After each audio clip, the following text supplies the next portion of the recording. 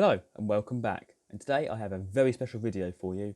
I'm going to be having one final interview with Nathan Carter or NTC Pictures, who just released their final episode of their Doctor Who fan film series, bringing a close 11 years of storytelling and utter amazement.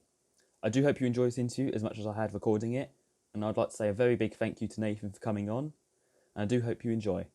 So, Nathan, series is done. It is done, yes. I'm very overwhelmed with all the comments and all the messages I've been getting. It's been very surreal to have this finally out. I never thought I'd see the day. It's fantastic. So, you know what I thought about it. I sobbed and sobbed. Mm-hmm. Oh, God. But when you was editing it and crafting it all, like even filming from the start, how was the feeling then? It was the sort of, because some of the scenes I'd edited years ago, back when, once they'd been done, like the scene with myself and Ash, when I transport him back, that was edited the year it was shot, which was 2015, so that's been sitting on my hard drive for 6 years. And so to insert those scenes into it, it's weird, because it was watching it again, really. But then there's some scenes, obviously, that I'd edited, but then again, like my lines could be on a different day, different year to Callum's lines. And so it was very much of a jigsaw to find the clips, source them on my hard drives and link them together, and then colour grading them to make them look like they sort of match. And thankfully people haven't quite noticed that until I've mentioned it, that they're all on different days, etc. So yeah, it's been weird to do it, but it's finally nice that they've all linked together and it's all done now. I know you said some of the shots were filmed nearly 7 years ago, and some shots were filmed only last week. Yeah, so it's a bit of a mess. like the Master stuff and the Nicky Boyce stuff. The Nicky Boyce and Lee Boyce, they're the oldest clips of this finale, because they were one of the first days filming series 4. Because I wanted to get those scenes complete first, and then 6 weeks later, Callum Baird came up to stay for 2 days, and we shot his clips.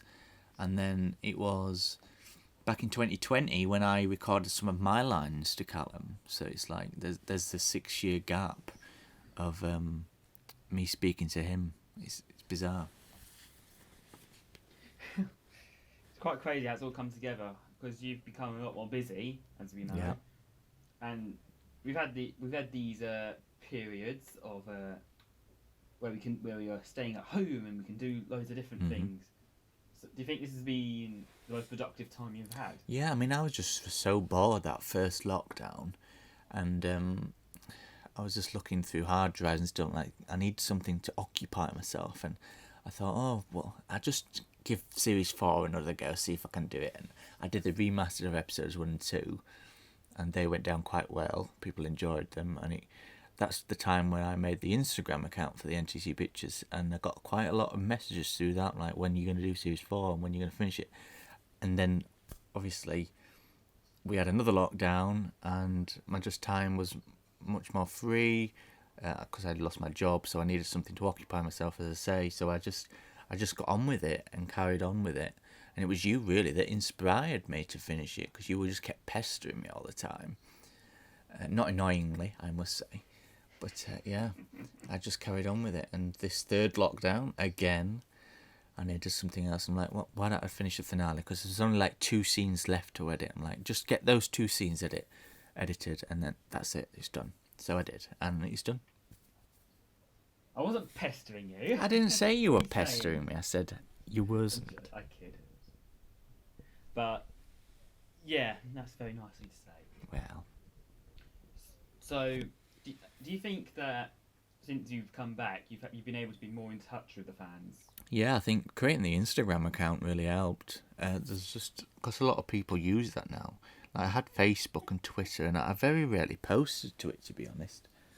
So the Instagram account was a chance to post those behind the scenes photos from years ago and really reach out to people. And obviously Instagram's got features where you can do like questionnaires and little voting things, little polls, and obviously people can message you, and you can do live streams. So that really helped with it, really. Yeah, it's a very fun place, and there's a lot of things we've learnt from that. And your live streams are very entertaining. Yeah. Lol. Lol. So, well, how far back was Series 4 planned? I Like, planned it. including Yeah. finale. So when we did the Fountain of Abydos, myself and Ryan, and it was very well received, that episode. It's apparently one of my best episodes, and it sort of It is. opened up the viewers, really. A lot of people discovered it because of the title. Everyone thought it was the actual 50th anniversary special of Doctor Who. So people watched it and they quite liked it, apparently, and I ended up in a few videos of like the best fan films and stuff, which was very flattering. And Well deserved. myself and Ryan, we had a blast making it. It came up all the way down from Erith in London, or Kent, or wherever he is. I think he just says London's make him sound a bit more posher. But he came back up, and yeah, I said, yeah, I want to do another multi-Doctor story. And I have this plan in mind, and it was bizarre because it was weird. Like the end scene to the Fountain of Abydos, that was meant to be the ending, really. I think I can't remember. It's such a long time ago now, but I remember one summer just scripting everything. It was meant to be 6 episodes for Series 4, but a lot of it got cut because it was just a bit slow, and I just wanted to keep the story going, so I cut most of it. Yeah. Yeah. So, as the regeneration itself was shot last week. Yeah. So like it was very sudden because I was going to do a regeneration, but then lockdown happened and we weren't allowed out. So I couldn't go out to that specific location where I wanted to do it. I was wanting to do my regeneration scene where Ryan's Doctor regenerated into me, which is a bit of a distance away from me. There's a bit of a walk up a moor as well, and obviously we weren't allowed to go out and stuff, to unessential travel. So then I recycled some clips from my Sherlock Holmes episode that I was filming last January in the Lake District. Now, obviously he doesn't regenerate, Sherlock Holmes, but he looks out over these mountains and stuff. And I thought that would be quite a nice end shot.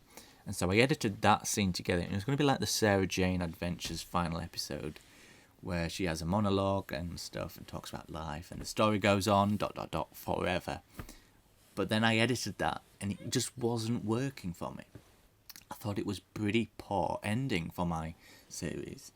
So then I was in the bath, and I thought, of all places, and I thought, yeah, let me just do a regeneration on green screen. Now, green screen, I don't really like doing much. I prefer not to use the green screen, there's very minimal scenes on green screen in Series 4, because I try to film everything on location if I can. But, my green screening has improved. The episode 3 scene on green screen was very well received. People liked that and the colouring of it and stuff. So I thought, yeah, just gonna do it. And I scripted the regeneration on the Notes app on my phone. And yeah, it wasn't even properly scripted. So yeah, that's how it happened. And I spoke to Connor Chadwick about it. I said, yeah, I decided I'm going to do a regeneration now. Do you have any images of Peter Adams? Because I'm going to do sort of like a morph, like a Christopher Eccleston, John Hurt regeneration. And within literal seconds of me telling that to Connor Chadwick, Daniel J. Patton pops up saying, do you need any help? I'm like, blimey, news travels fast. And so that clicked. They're probably like, cool. Yeah, so that all clicked, and I shot it the next day, edited it that evening, sent in the clips, and within a few days he sent them back with the VFX, and I put that in, and within like 4 days I've got a regeneration scene. It's very, very fast. Gotta give credit. I do like this effect more than some other effects I've seen. Yeah, my effects are not great. I mean, I just stick with CC Lighter. Oh, come on, stop being so mean. Well, I mean, they're of the time, I think. Like the portal thing that I did for the finale. It was very quick to do, but that was the time when I shot that episode in 2014-15. That's all I could really do, and so I wanted to represent the VFX for that particular time. Yeah, the colour grading is phenomenal, honestly. The editing is just phenomenal. Well, that's because I'm now an editor's assistant at a post-production facility, so I've learnt a lot of colour grading from doing that. because we use a program Well, called you're fancy. we use a program called DaVinci, which is like an industry standard now. And I learned how to do the blacks properly and use curves and colouring and stuff, saturation, what looks good, and I put that to use in Premiere. Fantastic. It's blooming marvellous. Yeah, I'm very proud of it. Yeah, especially the letterbox, and it looks very Netflix. That's a good. I did thought that. Yeah, I kind of see that. Mm.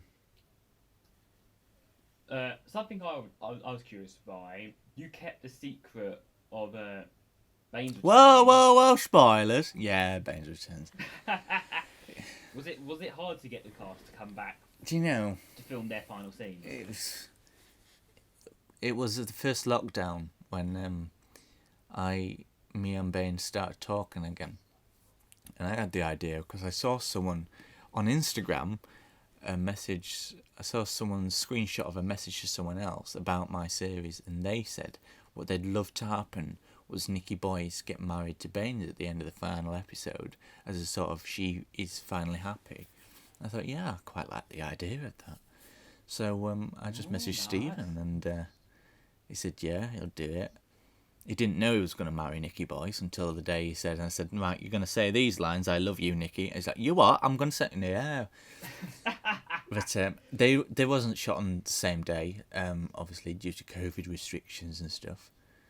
But yeah, it was very nice to get them back because I wasn't expecting them to come back.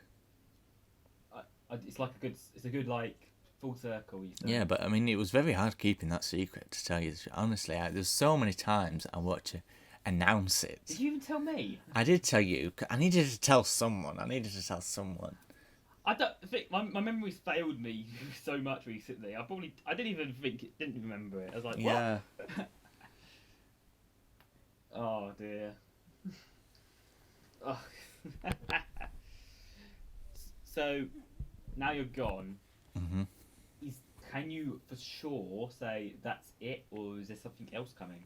I think that's it for the time being. I just need a rest. I don't want to start making another Doctor Who film and get suddenly busy, announce it, and then it be another 10 years before it comes out. I don't want to do that. If I were to do one, I'd keep it a complete secret until it was all completely finished and edited, and I'd release a trailer. But I don't have any plans to do that at the moment. It's time to just let it rest. I don't want to be one of these people that says, right, I'm leaving, and then in a month's time saying, we're returning. So I'm definitely not going to do that. When Series 5? I'm joking. It might be an April Fool on April 1st where I release, oh yeah, Series 5's happening. Like, no, it's not really. Oh dear. Okay. Alright. So, what did the cast think of this episode, if they've seen it? Well, yesterday, once the episode was released, I created a group chat, and I added Samantha and Matthew to the group chat and sent them a link and said, that's it guys, that's farewell, live long and prosper. Oh shit, that's the wrong episode, that's the wrong series. And they were just talking to me about it, that Samantha had cried from watching the goodbye videos that I posted the day prior. Matthew was very sad to watch his death scene, because obviously Lee Boyce doesn't survive this final episode. It was the first time he'd seen it, because it's been 6 years since we were all together the last time to film that episode, so it was nice to have the closure and finally get them to see it, and they really enjoyed it, apparently. Yeah. That's great. Yeah, something I've always said is that your series is basically, it's just a group of friends having fun, making something they love, and that's why it resonates with me a lot.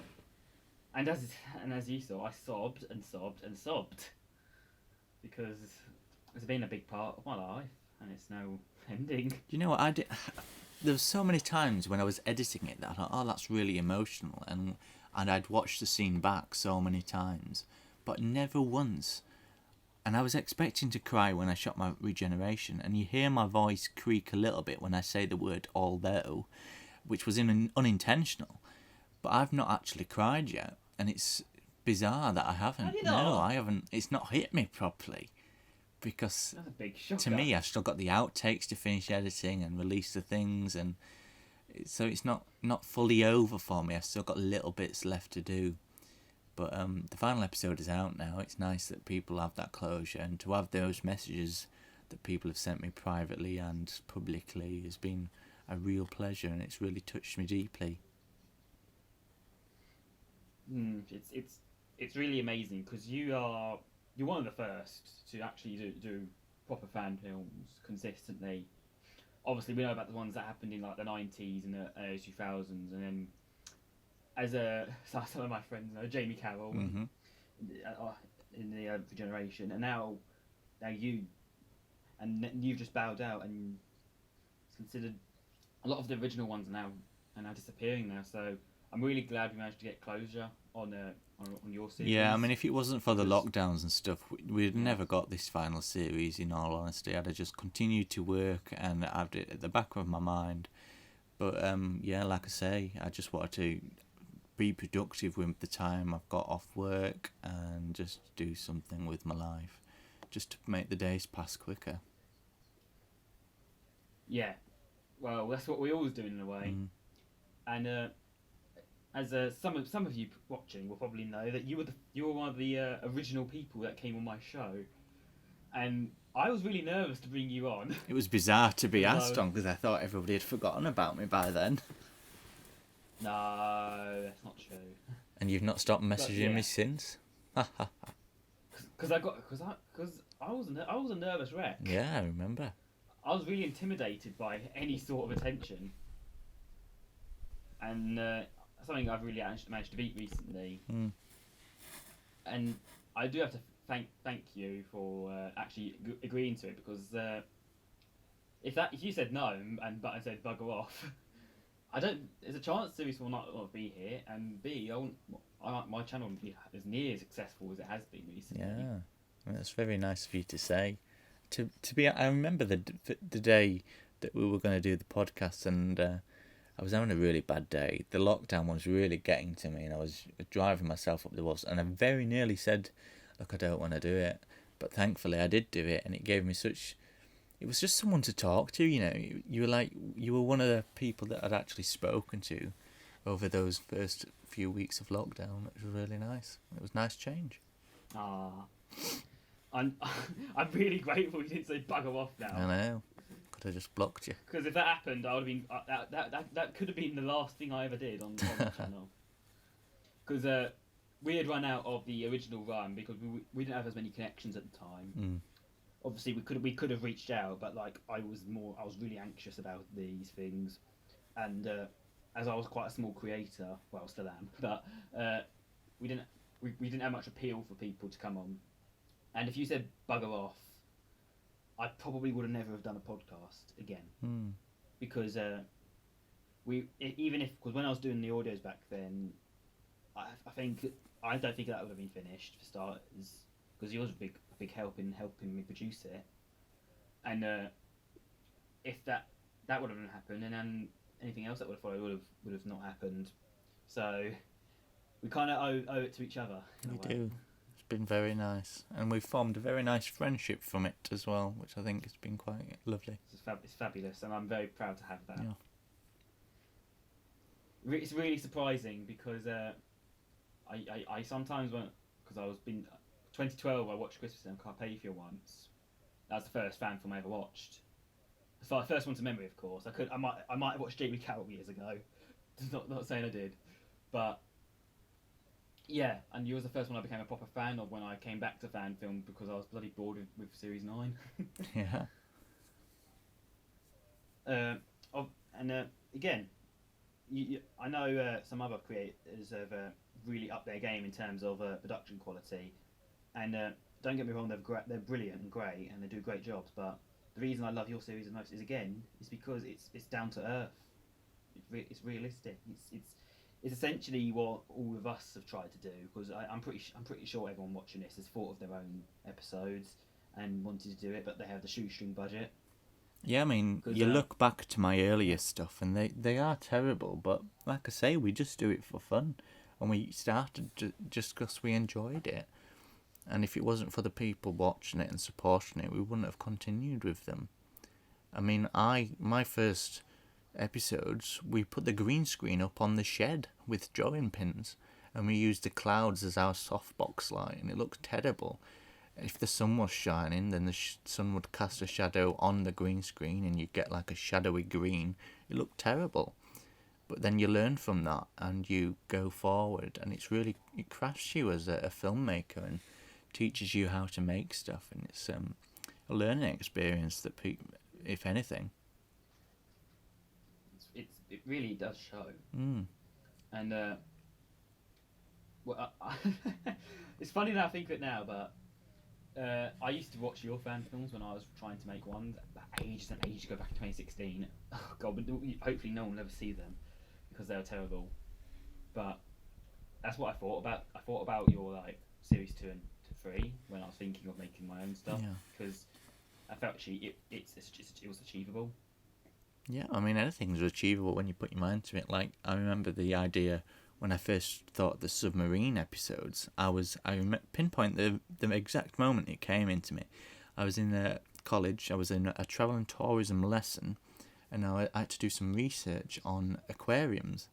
And there was this aquarium nearby to me, and I thought, well, what if I went there and got like loads of stock footage of like the aquarium and the fishes and the stuff, because I've got these massive tanks. And that's the moment that it sprang to my mind. What if I did an episode underwater? So I made a submarine set out of cloth and wood. Like, literally, the walls are made of cloth, really. Like dust sheets that they use for decorating to cover your furniture. That's what the walls are made from. And yeah, it was just, it looked terrible. Obviously, some of the things looked terrible. But I mean, if you've got it didn't cost much to do that at all. Not a lot. Yeah, bloody fab. It comes out great. Yeah, it turned out quite well. You think. It is really.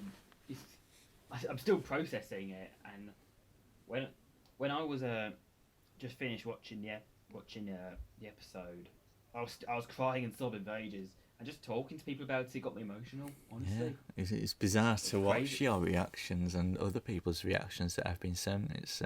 It's a very nice feeling that, as a filmmaker, you can have that effect on someone and make someone cry. Like, it was my mission to make someone cry, and to have seen people crying. You exceeded there. Yeah, like it's definitely. You got 2 massive cries out of me. I know And I've never cried. I've never cried this much to Regeneration, let alone any Doctor Who episode. It's been very like I've cried. Nice. I've cried a bit at some episodes, but I've not cried severely. Yeah.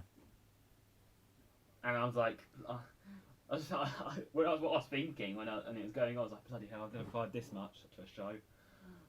God. It does show that there's a massive connection with this series, me, you. It's very special, and I'm getting emotional thinking about it now. And if I cry again, I'm going to be upset. Oh, don't cry, Christ. I don't think I will. But okay.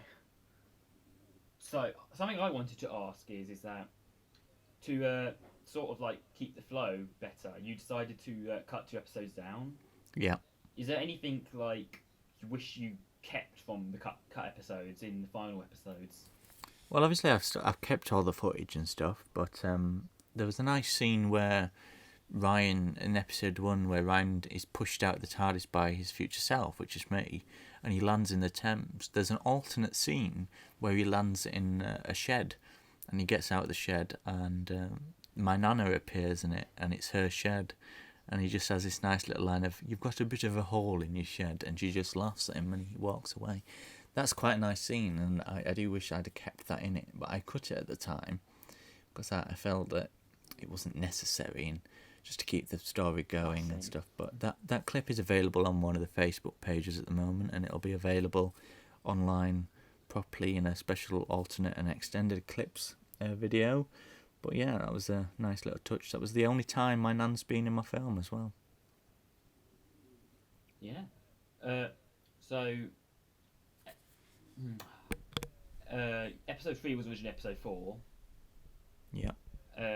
what happened in episode 5 that we missed out on? So episode 5 was the big Carpathia Burns episode, and there was more scenes of the Doctor and Connor travelling through and finding the Abbey, and there was this big showdown with Jack, the Doctor, Connor, and Ash in the castle ruins, and obviously we would have seen Jack kill Connor, and that was going to be a big episode.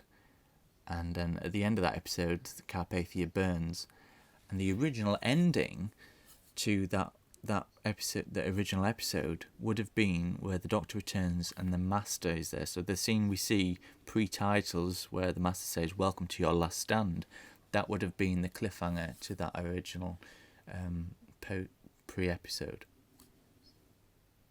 Wow. Is there any reason why you cut that episode? Because I quite like the sound of it, to be honest. There was a lot of it that we didn't get round to filming. So with the Connor stuff, there was bits where we was walking through mountains, etc., and we just never got round to filming that.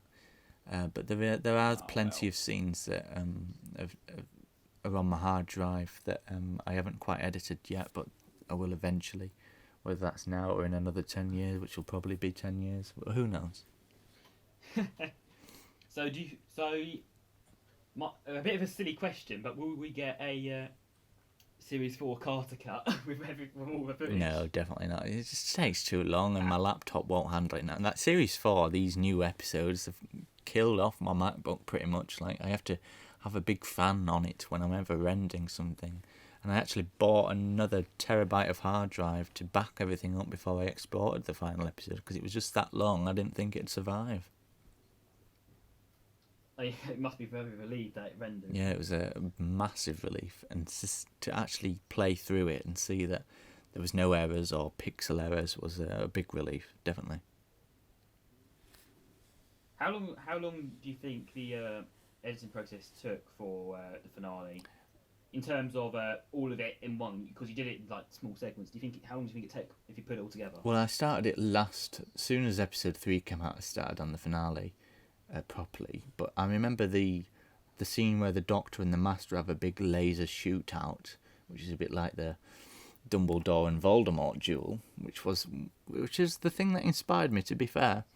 That took 5 weeks to edit that scene, but that's purely because the Master scenes and my clips were shot completely on different days, and there's some scenes you can see my hair changes because some of them were shot in 2014 and some clips were in 2015 when I did little reshoots. But yeah, that took a long time. There's a lot of VFX to do in that scene as well, which I'm not exactly experienced with VFX, so it was all a bit of a thing for me. Came out quite nicely, if you ask me. Pardon? Could have come out worse. It came out quite nicely. Yeah, I quite liked the laser duel, but then that's because I got the laser effect from a website and I didn't do it myself. Huh. But don't worry about it too much. But the thing that matters is it came out nicely and you're happy with it. Yeah, I'm very happy with it. I quite like that scene. So, in all of not just Series 4, but the entire Series 1 to Series 4 finale, is there a particular standout episode or standout scene now looking back? I've always quite liked Series 3, Episode 3, Missing in Malham. That's been one of my favourites, because Matthew came to stay. Even though he lives locally, he used to come and stay for a couple of days, and I remember distinctly the night scene where the Doctor and Matt and Lee Boyce are going across the field and the Doctor gets hit by poison dart. That was really freaky to film, because that was filmed in the summer, and so we had to wait until 10 o'clock, 11 o'clock at night to go film that scene in the middle of a field. I mean, there were cars flashing the lights thinking we were doggers at the time. I remember very, very distinctly. But that was a good episode to film. And going up on Ilkley Moor and doing all those stuff, it was sort of like the Doctor Who meets horror in a way. So that was a nice episode. But I think Series 4, Episode 3, The Dying Planet, that's my favourite of all time. Just because I love the cinematography, I love the story, I love the locations that it's shot at. It's sort of my Star Wars episode in a way. That's a good way to compare it to. Yeah. Do you have a scene that stands out? No, not really. I quite like the series 3 where the submarine hits the mine scene. That's sort of like that's sort of. I watch that scene back often because it's sort of like the Titanic hitting the iceberg, which was the inspiration of that. I remember scripting those submarine episodes, and I was listening to the Titanic soundtrack on a loop because that was the inspiration behind it. But yeah, I don't know. I don't know about the scene, pinpointing a favourite scene. Don't know. Yeah, that's perfectly fine. We know that there was a original release of the first two episodes of series 4, so obviously they were redone. Was that just because you wanted to give it a new edit, or is that because you wanted to bring it up to the quality? You wanted all of it to be out in a similar time frame? Well, episode 2 was taken down by YouTube because it had a specific song at the end, which naughty. of copyright and stuff. But yeah, I wanted to redo episodes 1 and 2 because I wanted to make it a little bit more cinematic. I wanted to change the end credits because they looked terrible. It was very bad texting and stuff.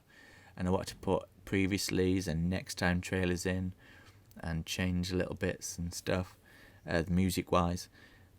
So yeah, I mean, there's not much change in episode 1, to be fair. It's mainly episode 2, especially with the colour. Well, episode 1 has the mini episode at the start. Yeah. Which I thought was actually worked better. Yeah, I preferred that new cut as well. Because it felt a bit more like in your face, like, whoa, what's going on? Yeah. Rather than just be like, because I remember showing the original series to someone ages and ages ago. And I was like, what the hell's going on? And I was like, oh damn it, I didn't show them the mini-sode. So I think it's good that you included both of them in case like non-hardcore fans are now watching it. Yeah, well, I mean, not everybody looks at the prequels, really, do they? They just go for the straight episodes. So I thought it was really important to include that in the pre-titles. But I say episode 2 has the most recut. Like the whole London sequence was recut, and the scene with the master and stuff. Because I overused vignettes in the original cut, I feel. And the music as well. I used like Mission Impossible music, and I want to keep it all Doctor Who. So in the recut, I just used Doctor Who music entirely. Yeah, you're not likely to get it taken down. Yeah, no worry, because the BBC loves people to use that music. Well, yeah, they claim your views, and they put ads on, and they get money from it. So, yeah. Well, yeah. Obviously, we had the new soundtracks from series 11 and 12. Did they help like shape how some scenes came out? Yeah, massively. I mean, series 12 with the master themes, they really work really well for Callum Baird's master, especially in the finale during the showdown. You just get those faint little violin noises, which really helps build the tension.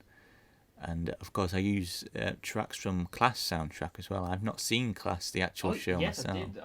But I think the soundtrack's brilliant, and they really well for the fighting scenes. But I'd say episode 3 of series 4, that's the best scored episode, I feel.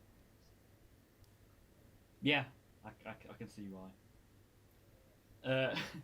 This is going to sound a bit of a jokey question, but like, did you put "you stupid man" in it just for me? I did, because I knew how much you love Love and Monsters, and so I needed... Well, you love it too. I know. And I needed a line for the Doctor to say, to shout at Jack, and it worked really well, yeah.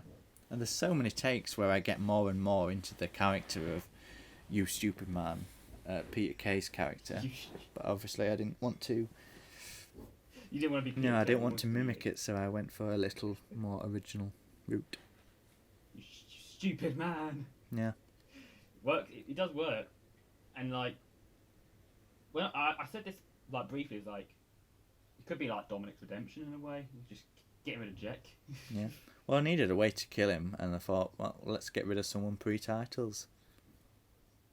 Yeah, you got rid of so many people in pre-titles. Well, it's the last series, and it stops me from bringing them back. So if they're dead, I can't do anything. You just look at everyone disposables. Yeah, it's like the Queen song "Another One Bites the Dust," which is like the theme tune to series 4. I feel. So, someone make a little meme out of that, please. Yeah, that'd be great. Something I was curious by is like, when did you decide it would be Lee who would die? Oh, it was very early on. I felt like we needed a female hero for the final episode, and I needed a way to wrap up the whole "I'm not really your sister" storyline, and so I felt that having him die and him admitting to Nikki that he already knew was a really nice way of ending it. But it's a shame though, because if he told her that he knew, then the whole events of Series 4 and having to go into hiding and faking the death wouldn't have actually bloody happened. So if he had actually opened his mouth and said something right at the beginning, then none of this would have happened and they'd live happily ever after. He's a stupid man Yeah. here. Good job he's dead, isn't it? It's his own fault. Oh dear. I didn't expect to cry so much at that either, because it was such a brilliantly made scene. Yeah, I mean, in the original, in the script, you actually see him get hurt by the guard and you see him collapse to the floor, but it was in editing that I felt, what if we don't actually see that and we just cut to like a gentle wind noise and the trees, and we let the audience decide and feel that tension of has he been killed or not, and then we see Nikki walking around saying, "Lee, where are you?" And I think that worked really, really well, and it built that tension up until we see that pull focus shot of him on the floor. That really, I felt that would really hit someone's emotions hard. Hit someone's indeed. Yeah. I was sweating crazy during most of the episode because of how much tension in it Yeah, was. there's a lot of action. Like, it's constantly moving, isn't it? I was like thinking, is someone gonna die? Is there gonna be a betrayal? Is something gonna happen? Yeah, I mean, it was a great one to script, but it was difficult to film because, like I say, it was all shot on different days, and there was a lot of shots you had to match up. So, like, is someone looking left to right in camera? Is someone looking right to left? And some shots I had to flip. Like, for example, the Master gets shot in his right shoulder, but there's a scene in the final showdown where he holds his left shoulder, but that's because the shot's been flipped for continuity purposes. Ah, yeah, okay. So, I haven't. This is gonna sound really bad, but sorry, Connor, for this, but I haven't listened to any of the audios properly with any of your, with Callum or you in it, because I don't want to be spoiled, because I've been made aware of spoilers. So I was like going like, what's going on? We're getting a new master in this because we obviously know the master isn't dead, but I didn't want to know what happened. Yeah. So. Well, there was like freaking out. we did shoot a post-credit scene where we return to the forest and we just see a hand pick up the laser screwdriver, and we heard the Master's laugh as a sort of hint that he survived. But I felt like my ending shot where I'm regenerating and into Pete, I think that was the perfect ending, and I didn't want to, I want the credits to roll and that'd be that. I think if you wanted to have that scene in there, you would have to do it way before the regeneration, like straight after everything's been wrapped up. Like maybe like in a conversation between. That's my dog yawning in the background. I apologise. I was thinking, what the hell was that? But like, I think a way that something a scene like that could have worked is like if they were doing like a reminiscence thing in the with Baines, Nikki, and the Doctor. That they think talk about what happened to the Master. Is the Master sure he's dead? And then the Doctor remembers about it, and he knows he's still alive. Yeah. That's the way it could have worked in my view. But like, I think the way you did it leaves it a bit of mystery open. And now I can get around to listening to some of the other Connor audios. Yeah, you can continue the adventure. Like, just because mine are ended. Yeah, I was talking to Connor about this actually yesterday, and on the Discord channel, and he was like, "What?" I think he was a bit confused, and he's having a bit of a. Yeah, again, now I can properly catch up on all these things and not having to worry about you spoiling it, because I never knew when the finale would come out. Yeah. And bear in mind, this is before the time I was motivating you to do more. Because I thought you was going to tell me to sod off if I talked to you. No, I wouldn't ever tell anyone to sod off. I'm a very open person. I'm always happy to chat about the fan films and stuff, because, like I say, they were a big part of my life and I love them very much. I'm very proud of them. Very, very nice. So... I forgot what I was going to say. Damn it, I forgot. Hang on. Tit. Thanks. Hang on. Do you have a particular fave memory that you've had in this whole 11 years now? Yeah, I mean, back in summer 2012, when we was filming the submarine episode, I remember we shot 12 hours constantly in one day just to get everything done, because we only had, I think, Stephen for like a day.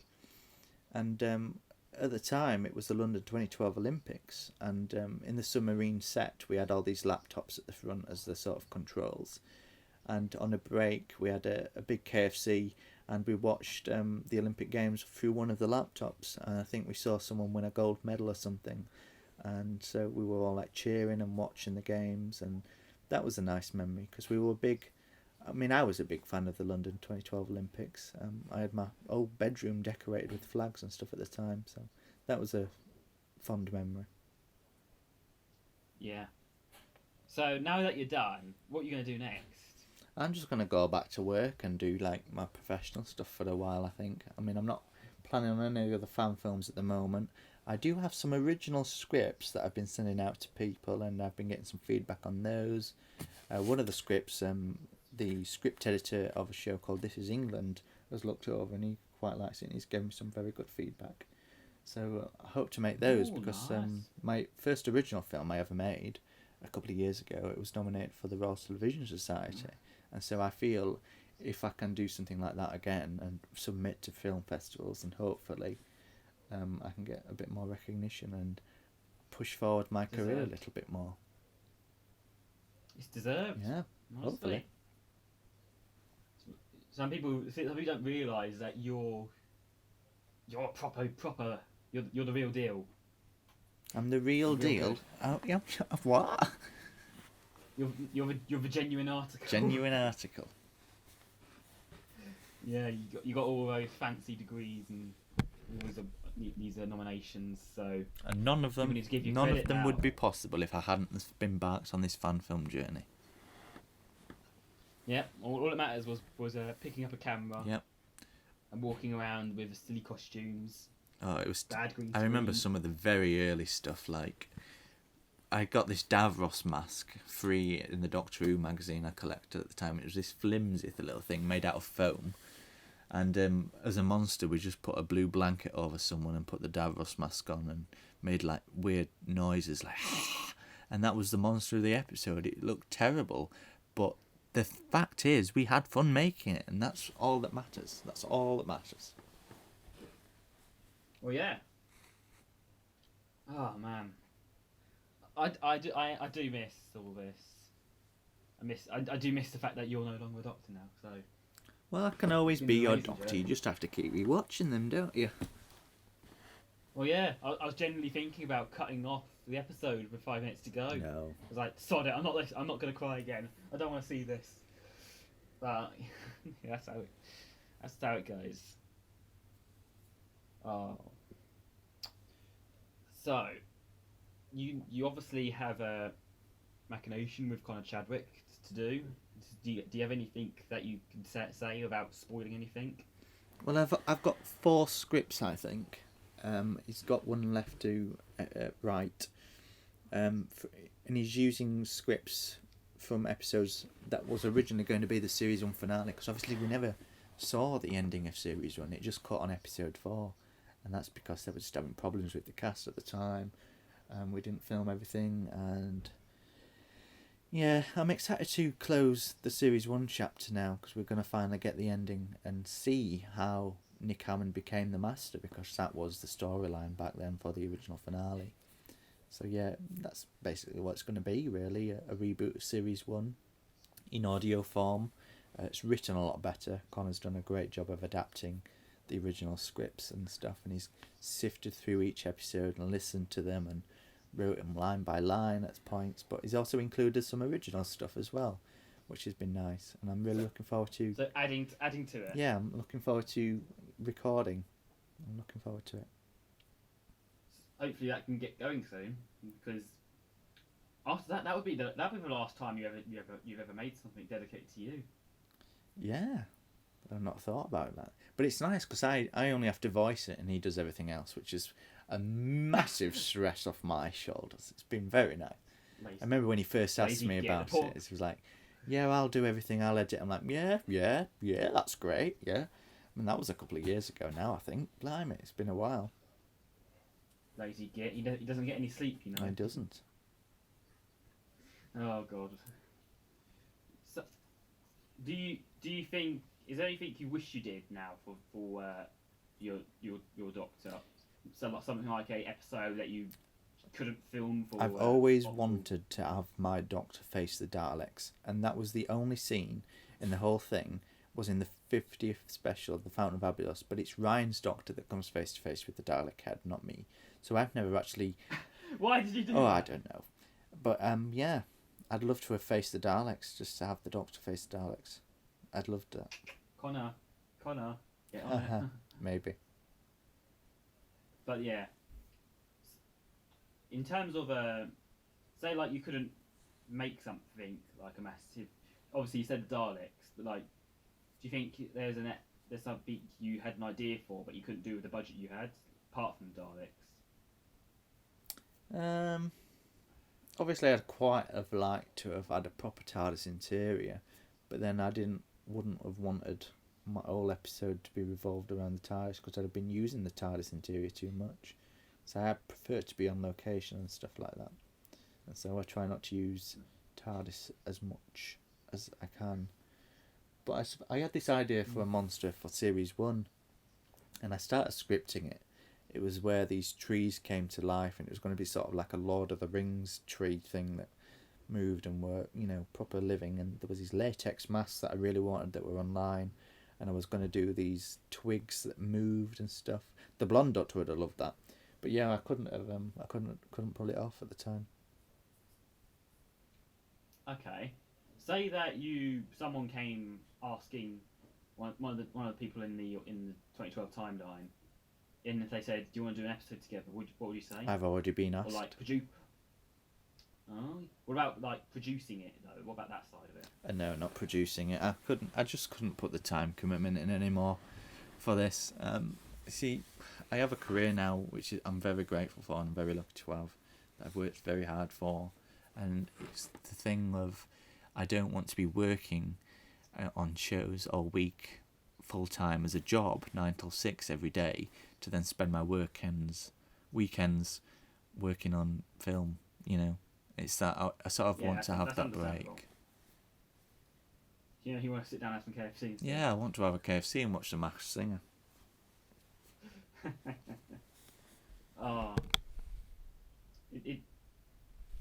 Something you said you're going to keep the costume for your Doctor. Is there any reason behind that? I've kept all of the costumes. Like, I still have the green shirt from series 1. I still have the leather jacket. Yeah, you do. Oh, I have the ugly I have shirt. the blue checkered shirt from the 2010 special. I'll keep everything, even the Zeta RAF costumes and stuff. It's I've got a shed full of props that I've used, and it's weird looking through them all sometimes. Wow. So, oh man, it's crazy to think you got all that still. You're a bit of attachment issues, maybe? Yeah, I remember the Northern Doctor's cardigan that he wears. Back in 2014, I was really thin, and the cardigan is a large. So what I had to do is, and you don't see this in the episode, obviously, but I had to scrunch it up at the back and use a washing line peg to like keep it thin, so it didn't look didn't look really baggy on me. But thankfully, in the regeneration scene, I'd put on a bit of weight, so I didn't have to do that. Oh, that must have been really weird. Yeah, like running through a forest with like a peg back full of pegs. Now you know why you was now that's the reason why you had handcuffs, because you had hiding there. Yeah, that's exactly. No back shots. Oh god, that's actually a really funny story. Is there any interesting stories or funny stories from this final episode? I don't know. I know that when Callum came up, that was the first time we'd ever met, and that first day he came up and I picked him up from the train station. We came here and then we went straight to the forest, and we got there to film, and I got the stuff out the back of my car and I said, shit, He's like, what? If you got your camera? I'm like, no, I forgot the tripod. And it was the most awful filming day, not having a tripod. That's why, in some shots, you see the camera on the floor. So when the doctor is tied up and Callum is next to him, the camera's on the floor. Same when he's tied to the tree and such. And that's because we didn't have the tripod. So that was an interesting day. Oh, what a pillar. Exactly. Honestly. Oh dear. Do you want to comment on Callum's fabulous coat? Callum's fabulous coat. I've been warned not to mention it anymore. I know, it's still fabulous. It's fabulous though. I got it from a charity shop. Yes. It's a bloody nice coat though, I will give him that, regardless of its past. But like, is it something I'd be interested in is like, if you could have a ridiculous costume, would you have it? No, it's just too embarrassing to be out in public making a film. Like, when I was doing the final episode and I was, tied up and I was on my knees, like, dog walkers had walked by thinking, what the frig is he doing? So if I'd have, like, a Colin Baker coat or something, I'd look alright, knobhead. This brings up a funny story when I was making fan films back ages and ages ago, back in 2017. Maybe actually 2016, 17, 18, because that's when I tried to do that back then. Like I had like loads of college kids walking past. I was like, "What's this guy doing in that ridiculous outfit?" Yeah. I was like, kind of, just giving me like stares. It's an awkward feeling. I remember one of the original scenes for Series 4, Episode 1, where the two doctors meet. That was shot on a beach. And I remember me and Ryan went to the seaside, and it was a scorching hot day. And there's me in my suit, him in his suit and his hat. We're just walking along this scorching hot beach on a really hot day, and all these family are just looking like, what? Why are they wearing suits? It was weird. Oh yeah, but like that's how it goes sometimes. It is. So who was actually hot? Was your costume in particular very hot to wear? Well, it's a cardigan, so it's a sort of jumper, but it's quite thin. But it's wearing the skinny jeans that I wear in some of the scenes. That's difficult, especially. Why you wear skinny jeans every time I wear them? They bloody stick to me. Well, people say wear skinny jeans, you'll damage your arteries and your muscles in your legs. But I'm like, if I wear a boot cut, I'll damage my rep. Oh man. Did you have a particular favourite costume that you've worn as well? Out of like even the one with series 1 with the terrible shirt, the checkered shirts, the coats, and now series 4 cardigan. Yeah, series 4 is the favourite of mine. The TARDIS blue tie and stuff. I think that's the most effort I've put into a costume. See, in the earlier years, like I say, I didn't want to dress up and look silly in public, so I tried to keep it casual. Yeah. Good thing is, it's kind of blends in a little bit, but it still looks like something your doctor would wear. Yeah. It's very fab.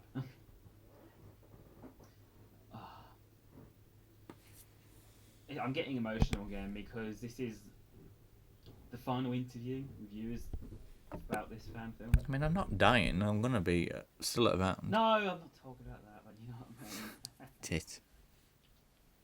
Yeah. It's life. Is there anything you would like to close off on? Anything that we don't know about something? Well, it's a thing, isn't it? I mean, the comic relief little mini episode I did way back in 2011, we saw the doctor say that he saw someone at the portal thing. And that was only when I was scripting it that I came up with that idea of linking those together. So that was nice to finally close that question of who it was. I was really shocked by that. I was like, oh, it's the Master. Yeah, it's bizarre. And not to be mean, but the difference in camera quality is really, really prevalent. Yeah. You got like Callum, who's like there nearly like full HD, and you got yourself in there like 240p. Yeah. No. It's a great piece of work, and any people who want to make a fan film or just enjoy things in general should really be watching this episode.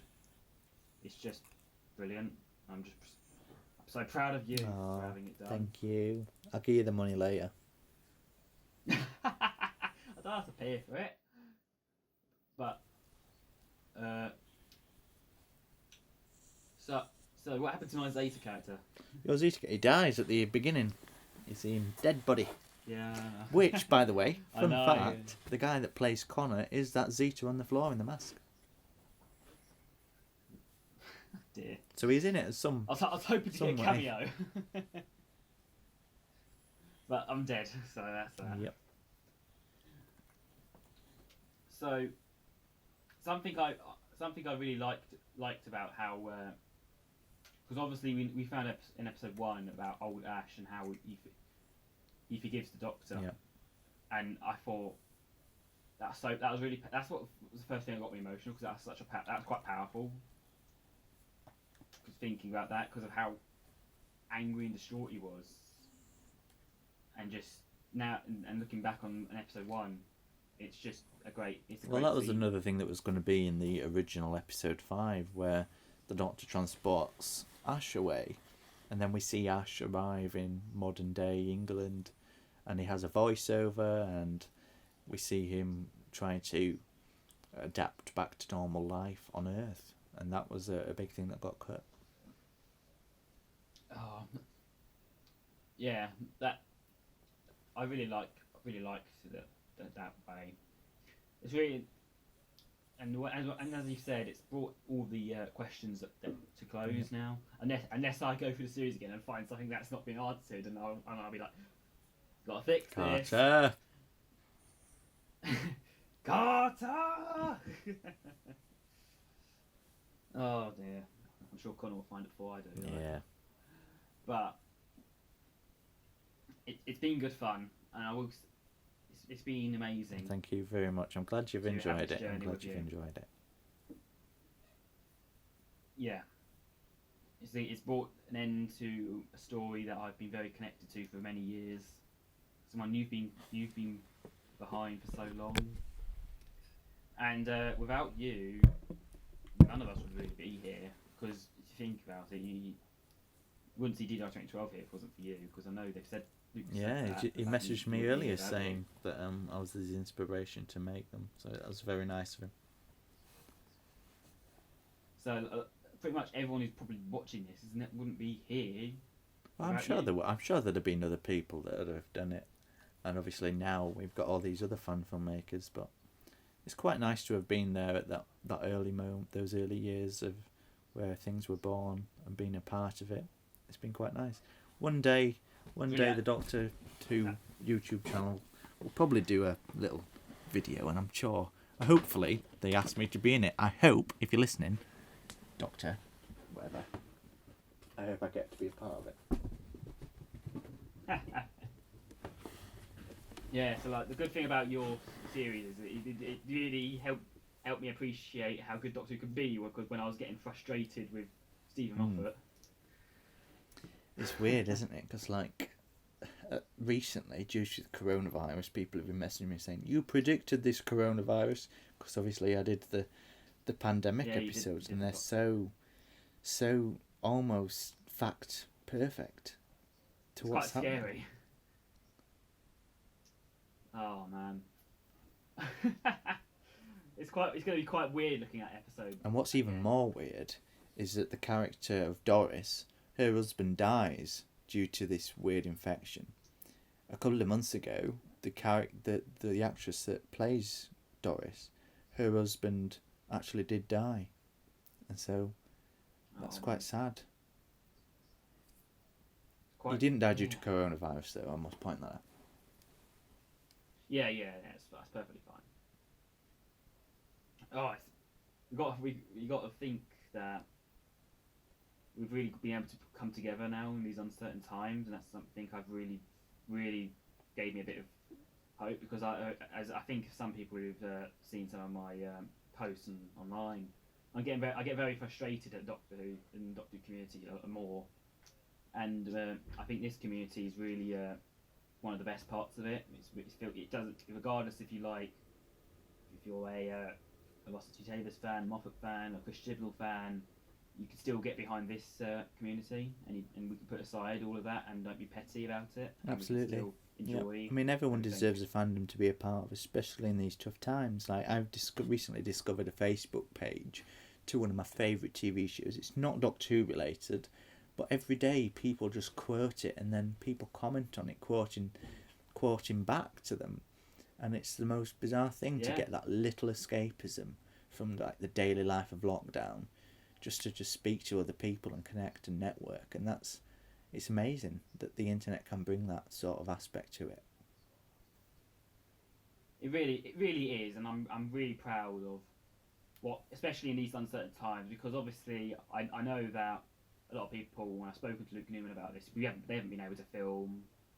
Dan hasn't been able to film. We've only really been able to get audios out of Connor and the editing out of you. So, but regardless of that, we've still been able to get together and produce things still, and find ways to keep us all entertained in these times. And of course, a very proud thing. And Luke obviously as well did the little audio book things as well, which people looked forward to. It's really. I really do despise the general community, but this side of it has made it all worth it. There's particular people you can become really good friends with within this community, and there's people that I've made friends with you doing these fan films that I've got friends for life. Had I never have done these fan films, I wouldn't have met Matthew, who plays Lee Boyce, Callum, or Ryan, because that's how I met them, through making these films. I don't think I'd have some of my bestest friends ever, let alone any of the new friends I've got in this last year from my show. Yeah, I don't know what I'd be really. Well, because I started to get these connections and friends at a time where I generally didn't have any friends. No. And oh god, I wasn't in a good place, and I really did manage to find some sort of escapism from all of it. And it kind of got me through all these times, because obviously it was not a good time for these things to be happening. I'm just glad that some people are so kind, and especially people like you. Again, not telling me to sod off is massive. It means so much to me. I just didn't have you done. I've got to sod off and have my dinner. I'm only kidding. I'm only kidding. Oh, it's been amazing. It has. It's been nice. It's been lovely to come back and do it and have closure on this chapter of my life. And you know my thoughts. You've seen some other people's thoughts. Do you have a way of describing how you're feeling now, seeing everyone else absolutely love it? Yesterday was bizarre when the episode was released yesterday. Like, I had to charge my phone twice because it was constantly buzzing from messages, private messages, public messages, Twitter, Instagram, Facebook, everything was just lighting up, and I just had so much support. It was really nice. There was a point in the day I actually put my phone on Do Not Disturb, and I just had a minute to myself, just to process what had happened. Probably smirking like, yeah. No, honestly, it was bizarre, and I'm so grateful that people have loved it and perceived it in such a way. And someone put it was a very satisfying ending, and that one comment is all that mattered at that moment. It was beautiful. It was great. To me, I think I don't think you could have done it better. I think if I'd have done my original ending, where it was going to be like a Sarah Jane Adventures ending, I don't think it'd have been as successful as it turned out to be. I think having the regeneration was the official statement of this is over, and so I'm glad I did it. Honestly, as much as I would have liked to have like an open end, so that you could come back one day, I don't think I would have cried. I mean, don't forget there's a 3 years later jump. So, there's something happened between those 3 years. Yeah. We could. So there's an opening for an entire different series there. Not that it's ever going to happen, but you never know. Maybe Connor might want to do an audio series of me and Carpathia saving everybody. Who knows? I don't know. And maybe I could come back. Yeah, maybe. Yeah, but I'm... Yeah, dear. Alright. The fact that I didn't even notice I was in the special thanks initially. I didn't even comment on it because I was so busy crying. And it was you showed me. They are the beforehand, longest it credits mean a in lot to any me. of my films ever. That's why the theme tune is a different theme tune and it's extended slightly because it just goes on for so long. Yeah. Some things really just put a smile on my face, and it really does. And yeah, I'm getting a bit repetitive now because I'm struggling of ways to describe it, but I can't describe my feeling accurately with the English vocabulary. But it's just so great, and I'm just beyond belief. And people watching this who know me, they're gonna know how I feel about this. Honestly, I'm beyond proud of you. I'm beyond proud of everyone involved. I'm so happy that we've all loved it. It's all that matters to me to know that just one person has loved it, and I'm very grateful. Yeah. Do you have any closing remarks before we end this? Nothing that I've already said before. Like I say, it's a big chapter of my life that's closed. I'm very grateful for it. It's given me a career. It's given me my degrees and everything. It's just been amazing. And I'll look back on these films in many years. The channel will stay open, and hopefully one day I'll just come across my channel again and I'll watch them, and it'll give me such nostalgia of these good times. Yeah, it's gonna be. It's nice. It's very nice to have done this and have them all online. It's beautiful. I loved it. It really is, honestly. And I'd just like to once again say thank you for coming on my show, finding out new stuff, learning new stuff, getting to become friends with you, getting the new series, leading to all these new things that happened last year, and what's happening now. And I cannot thank you enough. I cannot thank the people who watched me enough, and I cannot thank my friends enough for this. And it's really special, and we're really closing a massive book on all of us, really. Indeed. But there's always space for an epilogue. Indeed, and I'm really hoping that we can continue this story in other ways and positive ways, and however we can find a way. Indeed. So I'd like to thank everyone watching for tuning in to this final interview with the Doctor Who series with Nathan Carter. And I'd like to thank anyone that's made it this far and listening. I try, but I'm not the best interviewer. But we hopefully have found some new things out about this, and hope you've enjoyed this. It's been nice to recap and actually speak properly. It's been nice.